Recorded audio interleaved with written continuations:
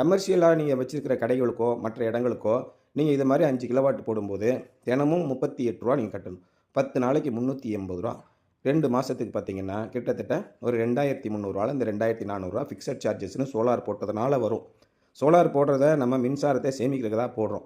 ஆனால் வீடுகளுக்கு போடும்போது இந்த ரிலாக்ஸேஷன் எல்லாம் நமக்கு கிடைச்சி 97% வரைக்கும் நம்ம மின்சார கட்டணத்தை மிச்சப்படுத்திடலாம்.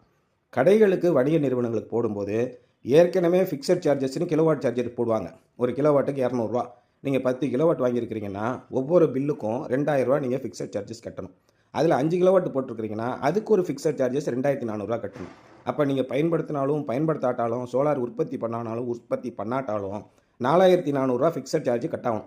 இதில் 15% welding charge plus electricity taxes இப்படி நீங்கள் போகும்போது குறைஞ்சபட்சம் மின்சார கட்டணம் ரூ. 6000 மினிமம் கட்டியே ஆகணும். ஒரு 10 கிலோவாட்டு சாங்ஷன்டு லோடு வாங்கியிருக்கிற ஒரு வணிக நிறுவனத்துக்கு. இதுக்கு அப்புறம் தான் நீங்கள் சோலாரில் ப்ரொடக்ஷன் பண்ணி மின் கட்டணத்தை குறைக்க முடியும்.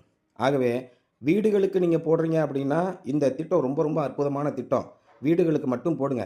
அதுக்கு உங்களுக்கு பேங்க் லோனும் கொடுக்குறாங்க. உங்களுக்கு வருமான சான்றும் தேவையில்லை. இந்த மாதிரி திட்டமெல்லாம் வருது.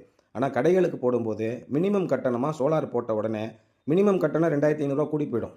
பகல் நேரத்தில் மட்டும் நீங்கள் சோலார் எனக்கு மின்சாரமே செலவு பூரா பகலில் தான் சார் என்னுடைய வியாபாரத்துக்கு, நைட்டெல்லாம் எனக்கு ஒன்றும் கிடையாது அப்படின்னு நினைக்கிறவங்க நீங்கள் ஆன் கிரிட் சிஸ்டம் கமர்ஷியலுக்கு போடுங்க. ஆனால் எனக்கு நைட்டு சாயங்காலம் 5 மணிக்கு மேலே தான் நான் லைட்டு ஃபேனு ஏசி எல்லாம் போடுவேன், என்னுடைய வர்த்தக நிறுவனம் சாயங்கால நேரத்தில் ஆப்ரேட் பண்ணக்கூடியது அப்படின்னு இருந்துச்சுன்னா நீங்கள் தயவுசெய்து சோலார் போடுறதை நிறுத்திடுங்க. அது உங்களுக்கு பலன் தராது. ஏற்கனவே வந்துட்டு இருக்க பில்லை விட கூடுதலாக பில்லு வரும். நீங்கள் பகல் நேரத்தில் சோலார் உற்பத்தி பண்ணி ஒரு வணிக நிறுவனத்திலேருந்து ஏற்றுமதி பண்ணினீங்க அப்படின்னா உங்களுக்கு ஒரு யூனிட்டுக்கு ரூ. 3.20 தருவாங்க. என்ன ஆகுது அப்போ? அதில் ரூ. 1.57 நெட்வொர்க் சார்ஜாக போயிடுது. பேலன்ஸ் எவ்வளோ கிடைக்குன்னு பார்த்தீங்கன்னா ரூ. 1.57 கிடைக்கும். இதனால் ஒரு யூனிட் உற்பத்தி பண்ணுறக்கூடிய செலவு ரூ. 4 வந்துடும். அப்போ ரூ. 1.57 கொடுத்தா ஒவ்வொரு யூனிட்டுக்கும் ரூ. 2 ரூ. உங்களுக்கு நஷ்டம். மேலே உங்களுக்கு செலவு அதிகம். அதனால் வணிக நிறுவனத்துக்கு நீங்கள் சோலார் போட போகிறீங்க அப்படின்னா இந்த விஷயங்கள் எல்லாம் நீங்கள் மனசில் வச்சுக்கோங்க. காலையில் 8 மணிலேருந்து சாயங்காலம் 4 மணி வரைக்கும் செலவாகக்கூடிய கரண்ட்டு எவ்வளோன்னு இபி மீட்டரில் பார்த்து ஆம்பியர் மெஷர் பண்ணிவிட்டு அதுக்கு தகுந்த மாதிரி கிலோவாட்டு போடணும். அப்படி போட்டிங்கன்னா நீங்கள் போடுற முதலீடுக்கு 100% ரிட்டர்ன்ஸு 2லேருந்து 3 வருஷத்தில் வந்துடும். வீடுகளை பொறுத்த வரைக்கும் பகல்லையும் நைட்டும் பயன்படுத்தக்கூடிய மொத்த மின்சாரத்தையும் நம்ம சூரிய ஒளியிலேருந்து உற்பத்தி பண்ணிடலாம்.